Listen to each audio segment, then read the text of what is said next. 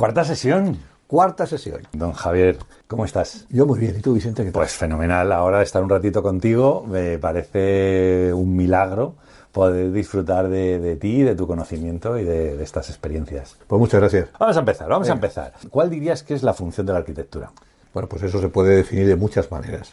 A lo clásico o a lo moderno, ¿no? Puede ser que sea el paradigma que más ha cambiado en la arquitectura actual. Antaño la función era básica, ¿eh? Todas las cosas que hacían los arquitectos debían servir para algo, y específicamente para algo. Pero hoy en día quizás la arquitectura esté más en el campo de la metáfora y de la comunicación, y la función no sea tan importante. Hay muchos ejemplos de ello, ¿no? Uh-huh. De arquitecturas famosísimas que han empezado siendo, por ejemplo, pues un cuartel de bomberos, y antes de inaugurarse acaban siendo un museo. Es decir, que la función de la arquitectura está como en entredicho, o cuanto menos se está revisando, ¿no? Quizás porque años y años y años de racionalismo y de funcionalismo nos han llegado a enseñar que la función solo podía ser de una manera, ¿no? Y no es cierto. Es cierto que hay muchos edificios que pueden servir para muchas cosas, ¿no? Independientemente de su forma, ¿no? Pero eso ha sido, el siglo XX nos ha metido en un exceso de racionalismo, y por eso hay un exceso de fe en que la función de la arquitectura solo puede ser de una determinada manera, y no es verdad. La arquitectura buena sirve para muchísimas cosas. Bueno, pues vamos a hablar un poco de esa historia de la arquitectura. Como tú dices en alguno de tus libros, es la base de tres conceptos que estás diciendo: utilidad, una buena construcción y armonía. ¿Crees que es una realidad en el siglo XXI? No, ya no. Tajantemente no. No, ya no. Es verdad que la utilitas, la firmitas y la venustas, que decían lo útil, lo bien construido. Has visto tú bien. Claro, eso era de toda la vida.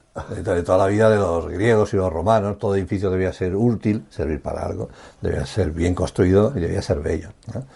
Pero hoy en día... Eso sigue teniendo una base. Sí, sigue siendo... Lo que pasa es que se ha quedado... Evoluciona, se ha quedado obsoleto, ¿no? Pues no sé si obsoleto, cuanto menos incompleto. Hoy en día hay muchas más cosas que simplemente esas tres. Siendo importantes esas tres, porque esas son las tres clásicas de toda la vida. Pero uno no empieza a hacer arquitectura pensando en voy a hacer un edificio útil, bello y bien construido. No se empieza así nunca, se empieza de otra manera. ¿Qué añadirías entonces a esas tres palabras? Es muy difícil añadir una cuarta.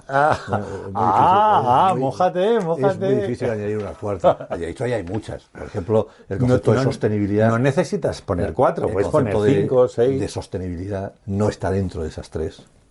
Eso sería lo que hoy llamaríamos como la arquitectura bio, vamos a decirlo así, ¿no? Uh-huh. Bio puede ser bello y puede ser útil y puede estar bien construido, pero puedes hacer algo útil, bello y bien construido sin que sea bio. Entonces yo creo que hoy esa idea de la naturaleza está ahí, hay que respetarla, hay que aprender a convivir con ella, lo que es la corriente bio, ¿no? Uh-huh. Pues biomimética, biónica, bioclimática, eso sería una nueva.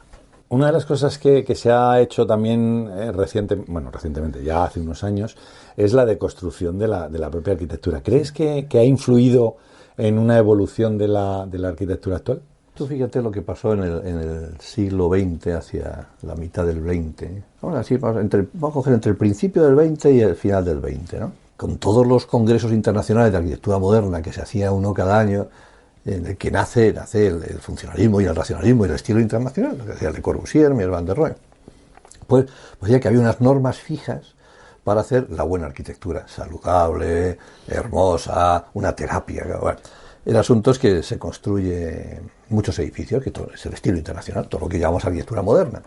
Y se construye una ciudad gigantesca en San Luis, en Missouri, y no sé si es no recuerdo qué fecha de julio, creo que es a las 3:32 de la tarde, una cosa así, se decide derribar todo ese gigantesco barrio que se llamaba Pruitt y Goe, que lo hizo curiosamente el mismo arquitecto de las Torres Gemelas. Es un arquitecto que tiene mucha desgracia porque o lo tiran o se lo tiran.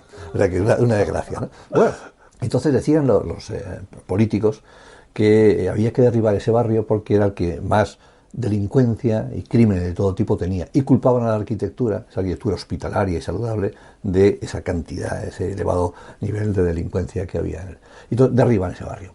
Y ese día de julio, no sé si es el 13 de julio, pero no recuerdo bien la fecha, está inscrito como el día en que murió la arquitectura moderna, del 1972. A partir de ahí, los padres de la arquitectura moderna se quedan huérfanos, porque claro, si todo lo que se había apostado durante 70 años resulta que llegamos a que sea, en vez de saludable, insaludable, y los arquitectos iniciaron caminos distintos.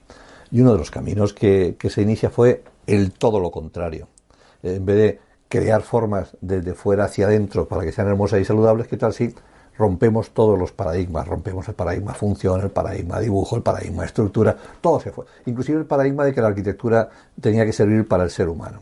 Entonces, a partir de ahí, la arquitectura podía servir para cualquier cosa, daba igual, ¿no? Porque se había roto el código de la arquitectura. Y ahí es cuando nace la deconstrucción. Pero, aunque nosotros pensamos que la deconstrucción es una cosa, un fenómeno, partir de una cosa que se destruye para crear otra, aunque no sirva para la cosa que estaba al principio, en naturaleza existe también la deconstrucción. Porque forma parte, la naturaleza destruye sus cosas, sus formas, sus estructuras, para volverlas a construir. Bueno, ya me hablabas con los árboles, cuando hablábamos del bosque, que muchas de las partes que te encontrabas al andar por el suelo era esa destrucción o deconstrucción de la propia naturaleza. Claro, entonces, para que no le llamamos deconstrucción, pero sí. Pero de alguna manera esa filosofía de parto de una realidad, la deconstruyo de manera natural o artificial para crear otra realidad, eso es la base de la deconstrucción. O sea que los arquitectos, los artistas lo hemos intelectualizado tanto y cada uno deconstruye a su manera. Y la naturaleza solo deconstruye de una manera. Pero existe ese mismo fenómeno de la deconstrucción. Claro, en lo que es la deconstrucción, claro, tiene que ver, es un momento en 1970 en que hay un cambio filosófico, digamos, muy importante de lo que era la filosofía que se entendía arrastrada de los griegos, lo que se llamaba la lógica. Y el lenguaje como soporte de la lógica, y llegabas al conocimiento porque debatías lógicamente usando unas palabras que todo el mundo entendía. Eso se llamó estructuralismo. En los años 70 se produce un cambio a lo que se llamó postestructuralismo, que era todo lo contrario. Con Jacques Derrida, como el gran gurú, escribía libros que decían cómo no hablar y otros textos. Entonces el lenguaje ya no se utilizaba para transmitir una lógica, sino simplemente para poder ser interpretado, no para ser entendido. Ese cambio de paradigma filosófico tan grande que nos llevó al posmodernismo actual, ¿no? Y al relativismo, que es el momento filosófico en el que estamos ahora, en el que todo vale. Bueno, ese cambio fue muy importante. Entonces, de entender que había una estructura del lenguaje que nos comunicaba a todos, ¿no? Pues Humberto Eco, sin ir más lejos, ¿no? Pues a pasar que lo que haces y lo que dices y cómo lo dices puede ser interpretado de muchas maneras. Eso un poco es la deconstrucción, ¿no? Y eso es lo que se llama el postestructuralismo y es la filosofía de la sociedad en la que estamos metidos ahora mismo. ¿Es sostenible el desarrollo sostenible? Pues por las mismas, diríamos que, enlazándolo con la pregunta anterior, ese camino que llevábamos de todo vale, pues entraba en conflicto con que si todo vale, también nada vale. Y según uno de los principios básicos de la arquitectura, el ser no puede ser y no ser a la vez, o lo es o no lo es. Entonces no puede valer y no valer. O sea, lo de ser o no ser. Sí, pero no puede ser a la vez. O lo que es y lo que no es, no es. Pero no se puede ser y no ser a la vez. Entonces, en un momento determinado, hacia el año 2000 y pico, empezó a decaer ese fenómeno de la deconstrucción, dándose cuenta que era en sí mismo una contradicción. De hecho, había un movimiento que se llamaba nihilismo positivo que definía las cosas por lo que no eran, más que por lo que eran. Bueno, aquello empezó a decaer y empezó a aparecer una corriente casi más heredera de los años 60, que es la corriente bio, ¿no? En la cual el intelectual empezaba a darse cuenta que además de sus creaciones existía la naturaleza y que se debía mirar de otra manera. Y empezó la palabra sostenibilidad, que como bien sabes es una palabra que se ha emborronado, o sea, que no empezó, o sea, que sostenibilidad significaba enseñar a un país del tercer mundo a desarrollar sosteniblemente sus recursos. Y entonces el primer mundo se apropió de esa palabra y dijo, no, ahora voy a usar esa sostenibilidad para desarrollar de manera indefinida, sosteniblemente, mi bienestar. La palabra se corrompió, ¿no? ¿Es sostenible el desarrollo sostenible? No, es imposible. Es imposible porque el planeta tiene unas capacidades limitadas y la población cada vez está aumentando más, cada vez las necesidades son mayores, pero el planeta da para lo que da. Por eso, digamos, el desarrollo ilimitado, digamos, es insostenible. Cada año incrementamos un 25% los residuos. Buscamos la reducción del 20%. Ya hay una contradicción. Y tú me dabas un dato que en el 2050 se prevé que necesitaremos 5 veces más energía para poder mantener a la población que haya. ¿Cómo se puede conseguir esto? Pues es muy difícil. Seguramente se puede si empezamos a pensar en la energía de otra manera. Es que hay que empezar por ser ahorrativos. Luego, además, encontrar fuentes. Tú estás refiriéndote a un fenómeno del que se habla mucho ahora, que es el transumo, que son la cantidad de residuos que produce cualquier fenómeno industrial. Construir una casa también produce residuos. Y también tiene que ver con la entropía. La entropía es la degradación de la materia. De todo lo que está ordenado, un árbol, por ejemplo, cuando se quema, se degrada. No es que desaparezca, es que se convierte en calor. Entonces, dicen los científicos, de esto que saben, que el cosmos morirá cuando todo se haya entropizado, es decir, cuando todo entero se haya convertido en calor. pero eso no lo vamos a ver ni tú ni yo, ni nuestros hijos. Lo cual no me digas, qué disgusto. La idea del transhumo es una idea novedosa que hace que las cosas las veamos de otra manera, porque antes pensábamos, decíamos, bueno, vamos a fabricar objetos, y cojo de aquí la tierra, y cojo un ladrillo, y lo voy ensamblando, y lo voy a hacer con cierto cariño para no gastar mucho, pero es inevitable, si coges un ladrillo, que se te rompan ladrillos, ¿no? Y piedras igual, y la energía que tú sacas de allí es inevitable que pongas un aire acondicionado y te esté saliendo calor por fuera. Es decir, ese concepto de transhumo ha ido cogiendo mucha fuerza, de tal manera que ya no es tan importante, o no solo importante, la energía que necesitas para que tu casa esté fría, sino la que necesitas para que tu casa esté fría y la ciudad esté igual de fría porque se está calentando con los aires acondicionados. No es un problema solamente direccional de hacer cosas o crear energía, sino que cada vez que creas energía, dilapidas más energía echándola en forma de residuos, ¿no? Eso, filosóficamente, el concepto de transhumo yo creo que debe tener 15 años, 18, popularmente hablando, antes ya se hablaba. Pero es muy interesante porque eso está relacionado con lo que sería la definición de arquitectura. Eso que decíamos antes, utilitas, firmitas y venustas. Pues yo creo que la arquitectura se debería definir como una gestión eficiente de materiales y energía, en un proceso entero que va desde el inicio del proyecto de arquitectura hasta el fin de la vida del edificio. Eso es lo que podríamos llamar que es esa gestión eficiente, ¿no?, relacionada con el transhumo. ¿Qué podemos aprender de las hormigas? Pues mira, las hormigas, hay muchas cosas, es un grupo interesantísimo, que inclusive, no sé si su transhumo es cero, fíjate. Mira, hay tantas hormigas, tantas, yo no sé cómo lo han calculado, pero que el peso de todas las hormigas es igual al peso de la humanidad. ¿En serio? Sí. Ese dato, los casi 7.100 millones de seres que somos, pesamos tanto como todas las hormigas. O sea, fíjate, si hay hormigas, ¿no? Sin embargo, es que no se nota, no tienen impacto, no tiene impacto real. Nosotros, la humanidad, impactamos, pero bien. Tenemos que hacernos notar. Pero las hormigas no, decimos que son pocas hormigas. No. Tiene que haber hormigas, pero fíjate lo poco que pesa cada hormiga, pero no se nota. No tienen. Entonces, de ellos sí que podríamos aprender. Si son tantas que deben multiplicar por miles de millones la población del mundo, y su impacto sobre el mundo es tan pequeño, tiene que ser por alguna razón. Que tendemos a pensar que las hormigas son las hormigas, pero es como si fuera la hormiga. Es un conjunto unitario, que tiene muchas pequeñas piezas que son cada una de las hormigas, pero todas forman como una unidad. Eso sería imposible en la humanidad, es imposible pensar eso de esa manera, formar como un conjunto. Todos apilados. No es posible, ¿no? Y con un mismo fin, imposible. Porque las hormigas no tienen conciencia de sí mismas. Todos los seres vivos se reproducen, todos tienen mecanismos intuitivos, todos funcionan muy bien, ¿no? Pero el momento en que nos diferenciamos de un león, dicen, porque esto es muy difícil de decir, en que el león no tiene conciencia de que existe, conciencia, ¿no? Existe y va con las leonas y tiene leoncitos, pero el ser humano sí tiene conciencia de que existe, y por tener conciencia de que existe empieza a pensar en la trascendencia de su propia existencia, cosa que, según dicen los que de esto saben, los otros animales ni son trascendentes ni tienen conciencia de su propia existencia. Dicen. Oye, tú diseñaste en 1980 y algo, empezaste con tu idea, un proyecto de una torre de 1.200 metros de altura. Cada año, a medida que evolucionamos, vemos más torres, más altura. ¿Tú crees que te adelantaste a tu tiempo? Yo creo que fue una casualidad. ¿Sí? No sé, a lo mejor me he adelantado, pero eso lo dirá el tiempo. Si me he adelantado... No, ya lo está diciendo, ya te lo digo yo.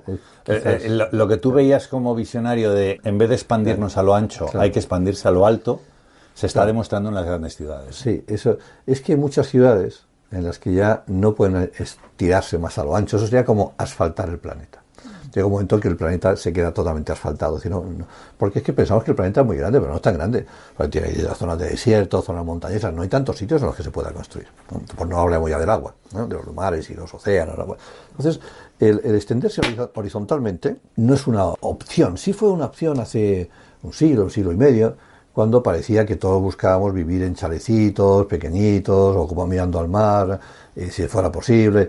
Pero claro, es que en cuando en el siglo y veintitantos años, hemos pasado de 1.000 millones a 7.100 millones. ¿Qué cosa puede multiplicar, ¿no?, por 7 y pico? Imagínate la superficie que ocupa, ¿no? Pues sería 7 y pico al cuadrado, y la energía que gastaría sería 7 y pico al cubo. Impensable, ¿no? Cuando yo estaba en Estados Unidos, en la Columbia, yo no pensaba, vamos a decir, bio en aquel momento, en 1984, simplemente estaba estudiando un máster de de arquitectura avanzada, digamos, en la Columbia, en Nueva York. Y en aquel momento, pues creo que lo hemos hablado en otro momento, apareció un nuevo aparato, se llamaba el ordenador. Y con esa cosa tan rara del ordenador, pues empecé a interesarme por las estructuras de Gaudí y por las estructuras complejas. Y ya que estábamos haciendo programas y ya éramos capaces como de hacer cosas raras, pues entonces me ocurrió la idea de, ¿y podíamos desarrollar una estructura capaz de superar los 500 metros? Pero simplemente era una propuesta científica, vamos a decir así. Y así empezamos a desarrollar las primeras ideas sobre cómo se podría desarrollar un tipo de estructura que fuera diferente a la estructura de los edificios convencionales, que son un palo en el centro y ya está. Bueno, y a partir de ahí, pues claro, como no salía, porque con la estructura convencional del palo en el centro no llegábamos más que a donde llegamos, a los 500 metros, cuando empezamos a irnos hacia atrás y miramos, ahí es donde empezó la naturaleza, y a preguntarnos, pues, ¿qué podríamos hacer? ¿Dónde podríamos mirar? ¿Cómo son las estructuras vivas? Y de ahí, de los 1984 hasta el 1997, fíjate, mucho, 13 años, se desarrolló toda una investigación de geometrías, de materiales, y se encontró una estructura capaz de llegar a pasar esos 500 metros y llegar hasta 1200 metros. Y a partir de ahí, entonces, viene el concepto de ciudad vertical. Esa estructura se podía usar en aquellas ciudades como Shanghái, que tiene ya 100 kilómetros de diámetro, y aunque puedan crecer un poquito más, ya están como en su límite. Pero es que esos 100 kilómetros de diámetro están llenos de rascacielos. Ya no es que diga, voy a meter uno o dos, no, es que haya 10.000 rascacielos. Entonces, la idea del concepto de ciudad vertical en algunas zonas del planeta, como en China o como India, parecía que era inevitable. Otra cosa es que decir, bueno, voy a conquistar el espacio vertical, pero voy a conquistarlo con rascacielos. No, eso no sirve.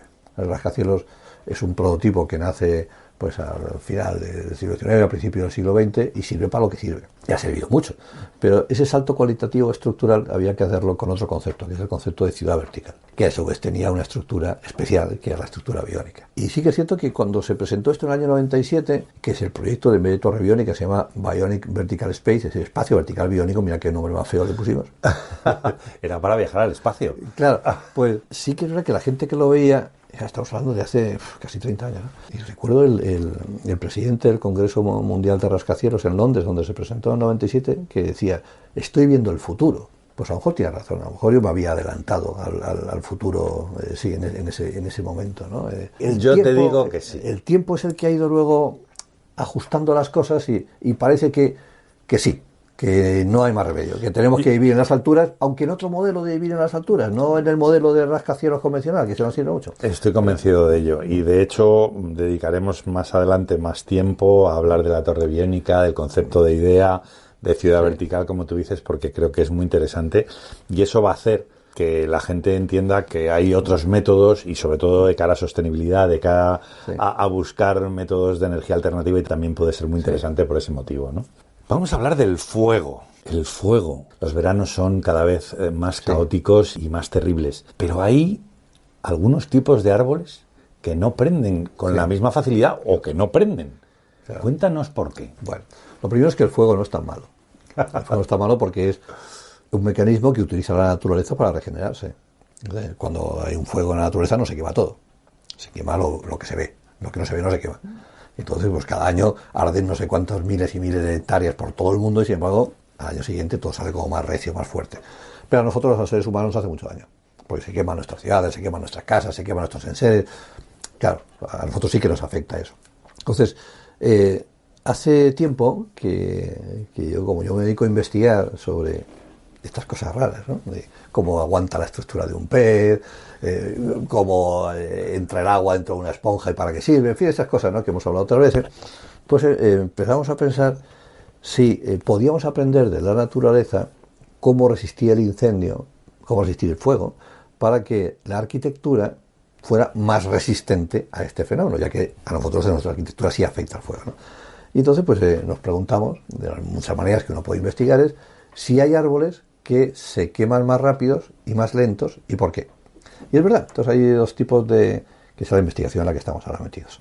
Hay un tipo de madera que se llama dura y otro tipo de madera que se llama blanda. Y analizando por qué pasa eso, pues hemos visto que hay por muchas razones, pero sí que es evidente que a lo mejor un eucaliptus no se quema, o se quema muy lento si lo comparas con un pino, que arde muy rápido, ¿no? Entonces cuando analizas un pino por dentro, pues que tiene una estructura, vamos a decir, como muy uniforme, con muchas celditas, pero muy uniforme. Y cuando analizas un eucaliptus, ves que no es uniforme, que siendo la estructura de todo lo que hay por dentro como una red, va teniendo como muchos agujeros. Y además, el eucaliptus, en su parte exterior, tiene una zona, cuando tú ves un corte de eucaliptus, es como una zona a lo mejor de 5 o 6 centímetros blanca alrededor, que tiene una especial esponjosidad en sus venas.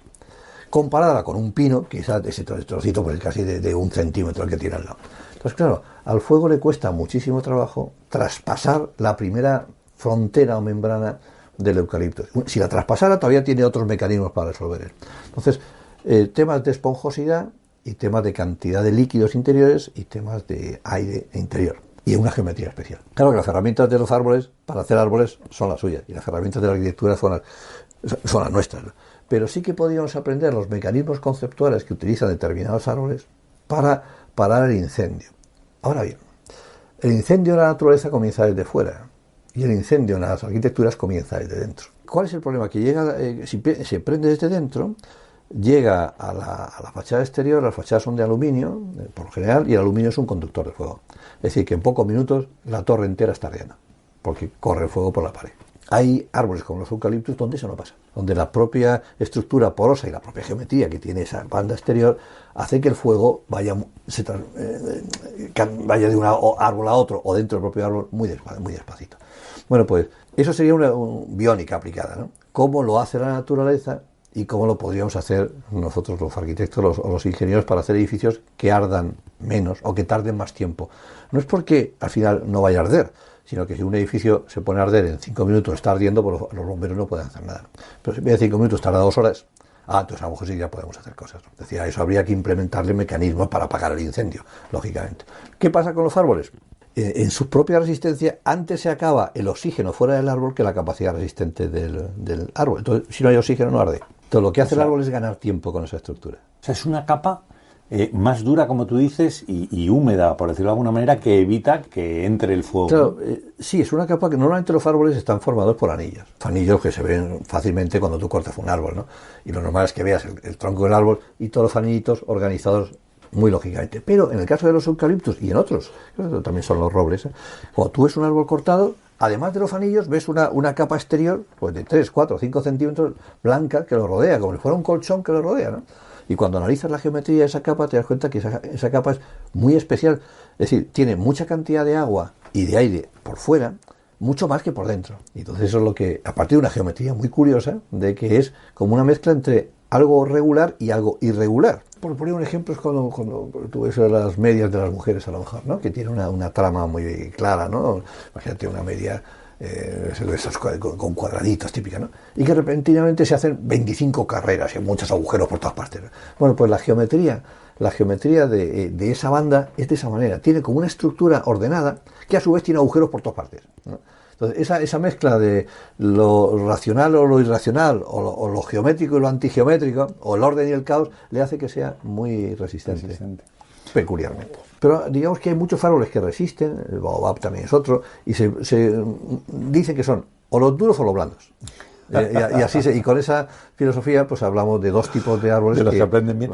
Al final, por mucho que tú quieras, claro, ¿qué es lo que pasa? Yo creo en los bosques de Galicia, ¿no? Es donde más eucaliptus hay ahora, ¿no? ¿Por qué? Porque la madera de eucaliptus se vende muy bien, porque sirve para mil cosas, porque crece muy rápido, porque puedes tener varias secuencias de crecimiento de eucaliptus, pero claro, a costa de esquilmar el terreno. Con lo cual, pues no se podría decir, venga, que me quiten todos los pinos, que voy a poner eucaliptus. No. Como todo es una pero se podría hacer un punto de equilibrio. En vez de hacer un cortafuegos, sí, que muchas veces se hace, sí, pues puedes colocar determinadas filas de, sí, árboles que sean más resistentes. Eso, ¿no? Se podría hacer si industrialmente fuera lógico. Es decir, si la industria aceptara que eso, por ejemplo, para que veas cómo funciona, pero con una visión más holística de las cosas. Pues cuando tienes un huerto, empiezas a hacer un proyecto y dices, voy a poner aquí tomates, y allí voy a poner sandía, y allí voy a poner... Y te empiezas a dar cuenta que los tomates tienen una plaga, las sandías tienen otra plaga, los pepinos tienen otra plaga. Y dice, caramba, tengo plagas distintas, ¿no? Y entonces dice, bueno, pues voy a mezclar, en vez de los tomates en un lado, voy a mezclarlo todo. Planta de tomate, planta de sandía, y todo no hay plagas. Es interesante. ¿En serio? En serio. Porque yo te lo iba a atacar por el agua, porque las plagas sí que de uno es cierto que se hacen incompatibles con las del otro, y entonces lo ideal, por ejemplo, en vez de decir, voy a hacer un huerto, voy a poner una esquina ahí parcela y luego voy a tener macizos de flores. Entonces, bueno, lo puedes hacer. Ya sabes que tienes que ir plagas y tendrás que... Pero si mezclan las flores de los jardines con el huerto, Es decir, si haces que el huerto, en vez de ser un huerto, sea repentinamente todos se ayudan unos a otros y no hay plagas. ¿Por qué pasa eso? No soy botánico como para saberlo. Pero sucede ese fenómeno. Podríamos hacer en la naturaleza algo parecido. Podríamos, en vez de decir bosque de pinos, bosque de abetos, bosque de abedules, bosque de... Mezclarlos, sí. Pero claro, entramos en el problema de que la naturaleza pues no obra de esa manera. Claro, donde están los pinos intentan echar pinos y donde están los eucaliptos intentan echar eucaliptos, donde empiezan a tirar unas con otros. Pero una mezcla de cosas sería muy interesante, pero no suele suceder. Porque hay por ejemplo, el eucaliptus echa fuera, expulsa a las otras especies. Pues simplemente conociendo lo que tú acabas de decir, se podrían mezclar productos y sin pesticidas. Claro, dice, bueno, voy a hacer un campo de maíz. Pues vas a tener unas plagas que te mueres. Bueno, pues ahora voy a echarle pesticidas contra el maíz. La verdad es que la manera de recolectar y de plantar el maíz es distinto que si fueran tomates. No puedes hacer lo mismo, ¿no? Entonces hay cosas que se pueden mezclar y cosas que no. Pero quizás una agricultura mix se podría reflexionar sobre ello. La industria está preparada para ciertos mecanismos, no estamos preparados para otros, ¿no? Pero sí que es verdad que si a la naturaleza se le deja, ella misma, como decía la película, la vida se abre paso y va alternando y organizando sus cosas. Me parece muy interesante. Vamos a hablar un poco de salud. ¿Pueden las estructuras ser la primera terapia de arquitectura hospitalaria? Sí, eso sin duda. Cuando tú antes decías otra palabra en venustas, firmitas, yo pensaba que en esas tres no se habla de estructura, tampoco se habla de forma. Para mí, en las formas orgánicas, la lógica de toda la forma viene dada por la estructura, desde un punto de vista resistente. No en la naturaleza no era que sea armónico ni bello per se, todo es bello porque es lógico, ¿no? Entonces yo la experiencia que podía tener es que la estructura de las cosas transporta algo que a los que los seres humanos somos muy, muy receptivos, que es el ritmo. Si tú entras en una iglesia románica, ves columnas pequeñitas. Y el ritmo que tú sientes es esto como si uno estuviera caminando despacito. Tin, tin, tin. Entonces es un ritmo como muy reconfortante, muy íntimo. Sientas en una arquitectura gótica, en una catedral gótica, pues ves unas columnas gigantescas ya separadas varios metros una de otra y ves que el ritmo ya es más pausado. Pues en vez de algo intimista tienes como la idea de Dios, ¿no? Sientas en una iglesia ya renacentista, ya pues unos pedazos de columnas gigantescas separado 20 metros cada una, ¿no? Y claro, como si fuera un elefante que fuera caminando como en una procesión.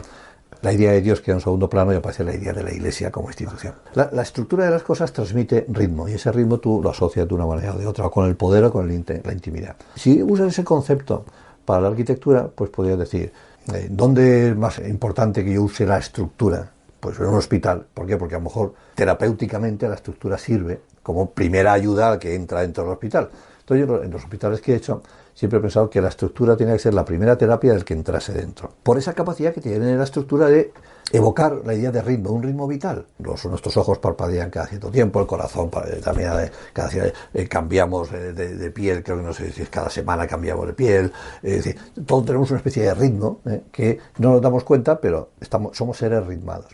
Entonces, si tú concibes la estructura como algo ritmado, puedes entrar en resonancia entre ese diseño que tú has hecho y el ritmo vital del ser que lo vive. Es lo que llamaríamos como arquitectura viva.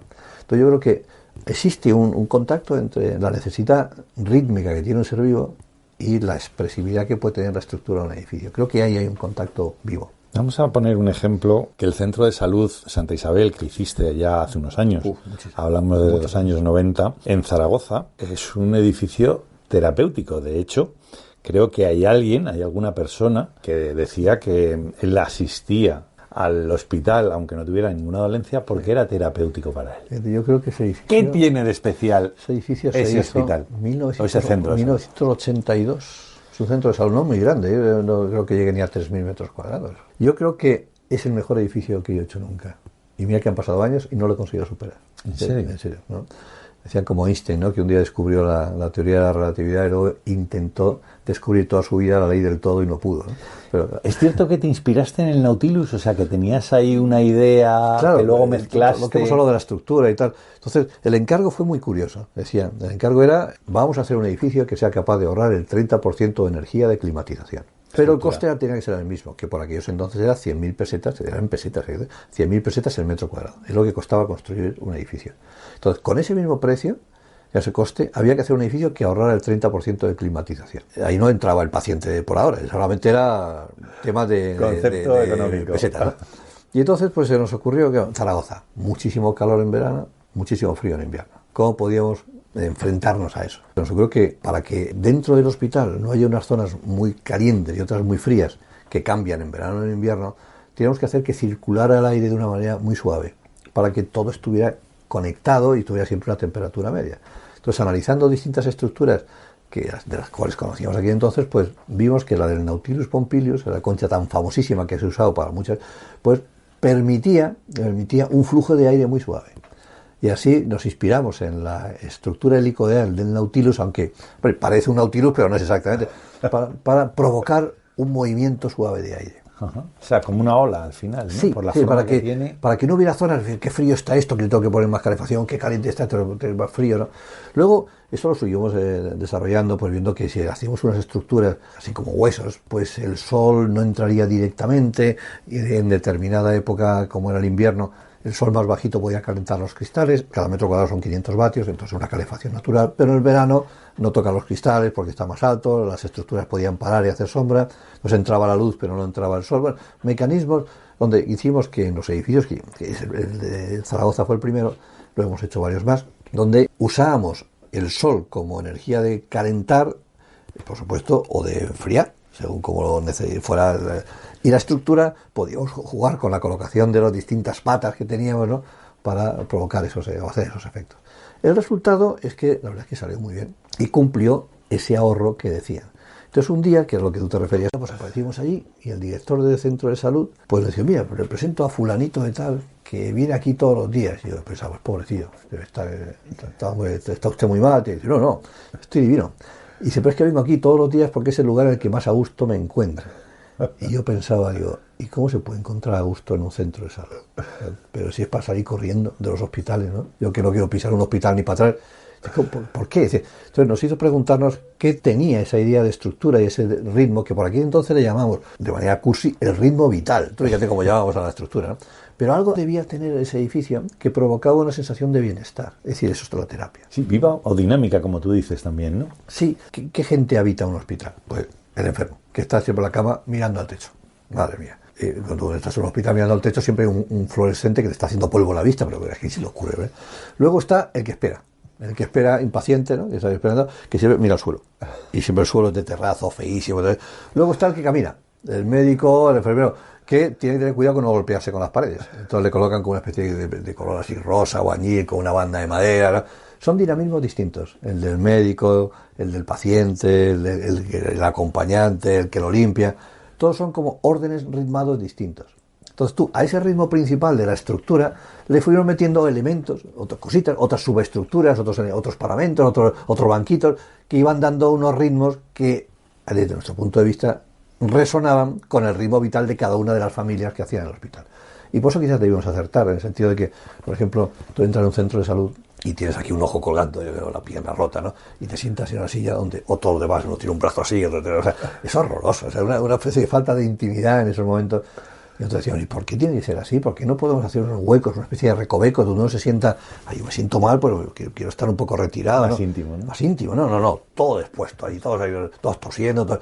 Bueno, lo cierto es que Rosa Cervera, mi exmujer de aquellos años, tuvo una enfermedad durante un tiempo y tuvimos que estar en un hospital mucho tiempo.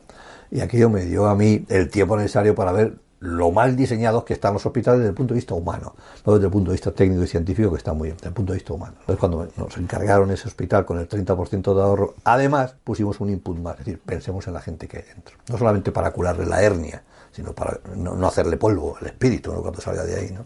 Nada, hay que ir allí como terapia todos los días para encontrarse mejor. Yo sí, aquel señor, eso es lo que yo creo que nunca me han hecho un pago de honorario más bonito que aquello.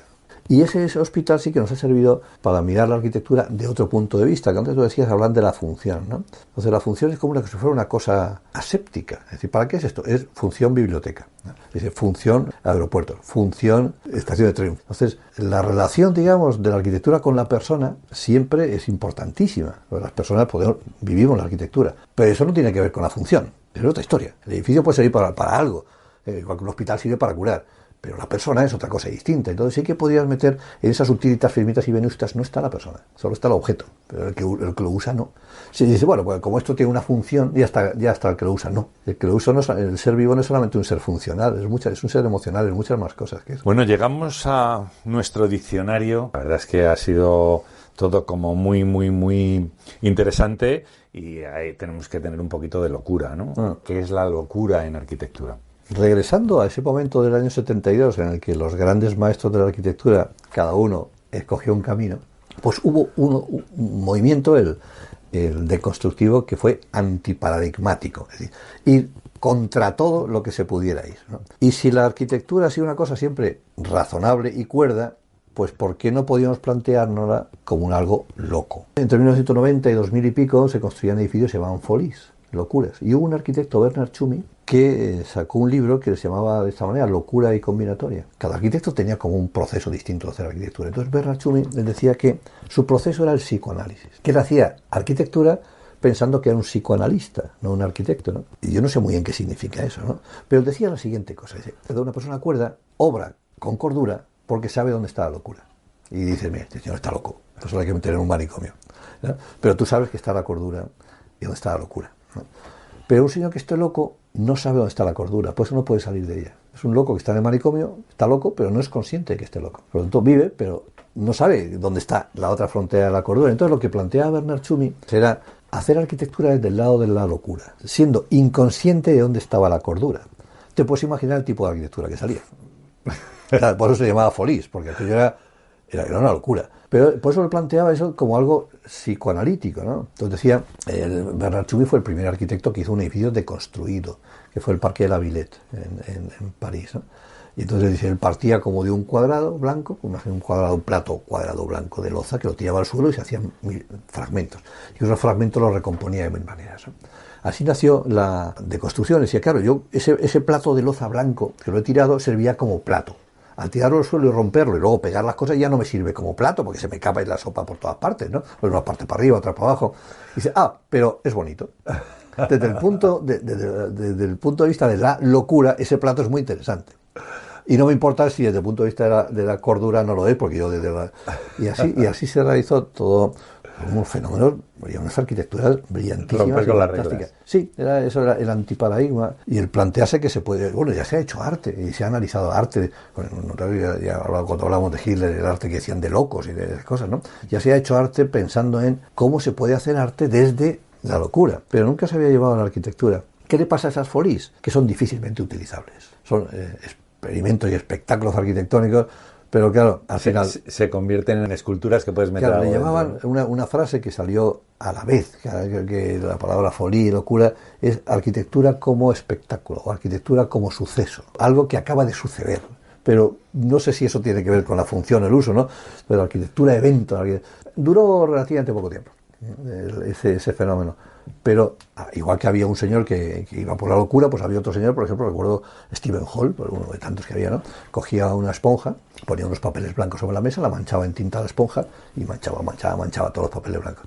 Y en una de todas esas manchas decía, aquí está la sección de mi edificio. ¿Por qué él veía la sección ahí?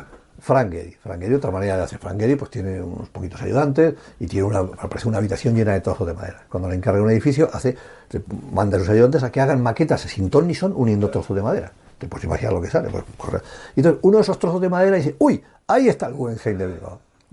Eso, como verás, es una manera de diseñar bastante loca. Bueno, es una manera de buscar la inspiración, ¿no? Sí, tú lo has dicho. Ahora mismo lo que prima en la arquitectura más que la función son aquello que te inspira para arrancar, el proceso inspiracional. Por eso se ha hablado mucho de dibujos inspiracionales, ¿no? Tú lo miras y dices, claro, para ti te inspira una cosa, para otro otra, lo que hablamos de la interpretación, ¿no?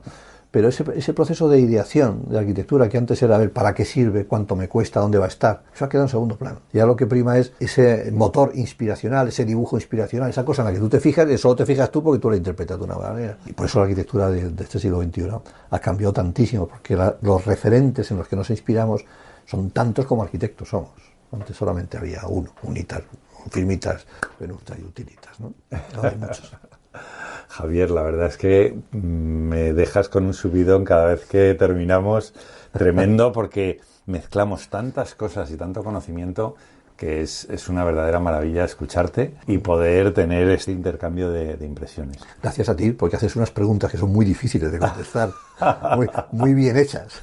Muchísimas gracias. Muchas gracias, Vicente, por todo. Un abrazo.